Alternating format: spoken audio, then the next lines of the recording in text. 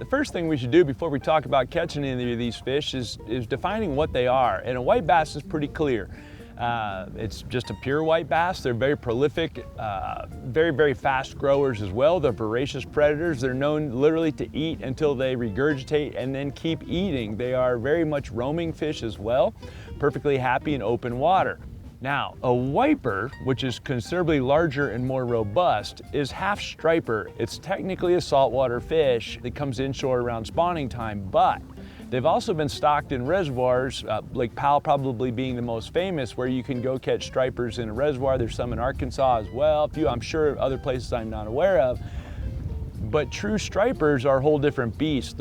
And personally, I've never targeted them anywhere outside of Lake Powell.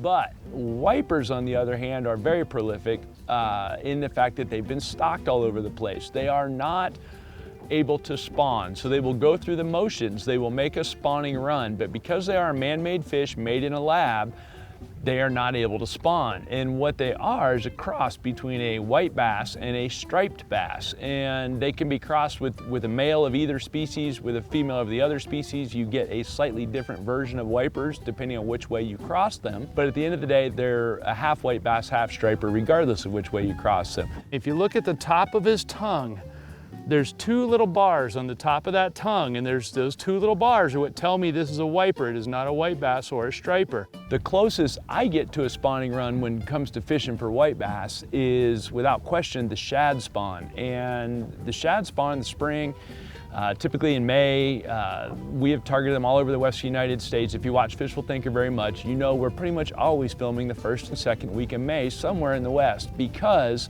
I can count on the fact that shad will spawn. They will be on a dam face or on broken rock or jetties or something like that, and they will be spawning first thing in the morning. And that's important because when they do, they're there en masse, and that will draw anything that likes to eat in there with them to eat them. And of course, since we're talking about white bass and wipers, that's a match made in heaven. There is your white bass or wiper.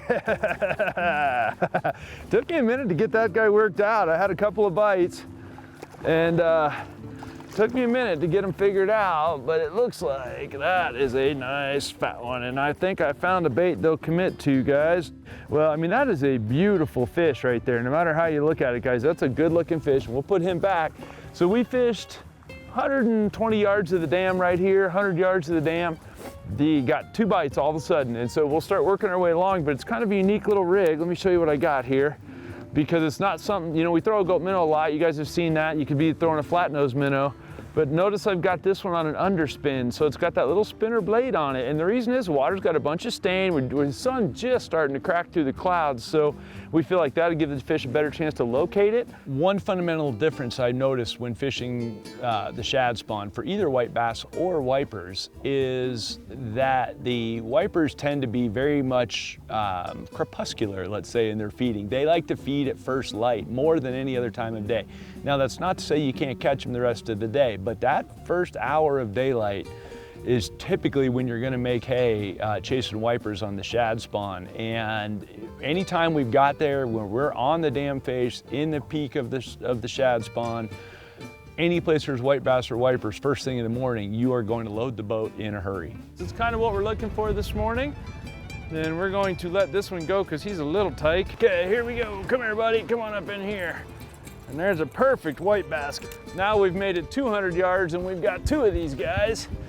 And I think we're going to catch a whole bunch of them before this is over with. So if you're looking to eat some fish, this is one you want right here. See, he's got 2 of them with him. He's got two other white bass that are just down below him right there. So you can see them right there. Look at them all. They're all right there with him. See if they'll come back up. No, I don't see him now. Got him again. There he goes. He came back 3 times. That's a white bass for you. Now, there's a little bit better one there. Nice. Now he bumped the bait 3 times before I got a hold of him. Come here, buddy. That's a nice one right there, guys.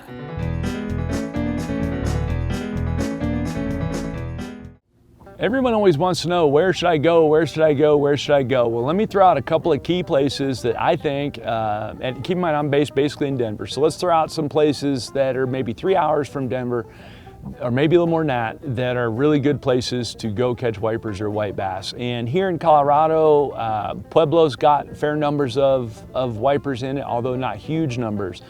White bass in Boyd Lake, good numbers in there. Those are probably the two best lakes in Colorado for either white bass or wipers, at least that I've personally been to. I know there's some in Aurora Reservoir and a few others. All right, now I don't know what we got, but I just keep working that power switch in circles here. And it's staying down, whatever it is, and it bit repeatedly, so there's just no telling. I got light line, and I've got the little power swimmer, and what have we got? We have a white bass right here. That's what we were hoping to catch. Come here, buddy. Got him. There we go. Bring him up in here. And he choked that power switch. Look at this, guys. Look at this. Let me get a hold of him. You look at that. He absolutely choked that power switch. And if you can see, it's a very shad color. If you really want to get into them, places like Swanson in Nebraska, a fantastic place, and we've gone there several times and absolutely whacked them on fly tackle and spinning tackle. Really fun place. That pause, the sudden stop, it's all about the sudden stop. You stop the bait, the line goes tight, and you got another one that looks suspiciously like the other one. That little Berkeley Cutter 90. We're up to, I don't know how many species on that thing at this point, but it's a bunch, and that's a crumb. Look how shiny that bait is, guys. That's a shiny little bait right there for a shiny little fish. Another fun one can be Lake Keith Sibelius or Prairie Dog State Park in Kansas. Really good place for them. Wilson, another good place for them in Kansas as well. Lake Powell, if you want to go the striper side, and basically everything I just told you for wipers and white bass will work for stripers as well.